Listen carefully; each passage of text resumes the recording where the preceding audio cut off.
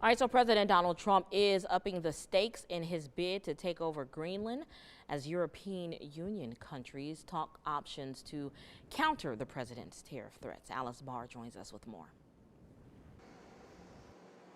President Trump overnight leaving the National Football Championship in Florida and looking ahead to the World Economic Forum in Davos, Switzerland. It's going to be a very interesting Davos, where he'll come face to face with many of the European leaders antagonized by his intensifying push to take control of Greenland and tariff threats against 8 countries and close allies standing in his way. I don't think they're going to push back too much. Look, we have to have it. They have to have this done. They can't protect it. The president responding to a revelation from Norway's prime minister who says he reached out about Greenland and that President Trump replied in part, quote, "Considering your country decided not to give me the Nobel Peace Prize for having stopped 8 wars plus, I no longer feel an obligation to think purely of peace."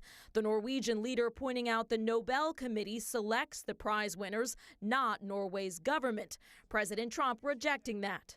If anybody thinks that Norway doesn't control the Nobel Prize, they're just kidding. While adding that he doesn't care about the prize. That as President Trump declined to answer when NBC News asked if he would take Greenland by force.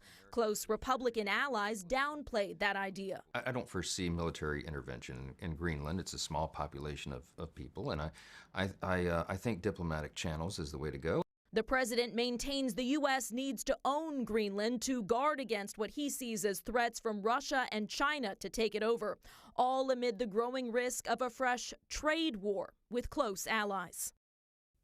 European leaders holding an emergency summit this week deciding how to respond to the new U.S. tariffs, including potentially what's known as the trade bazooka.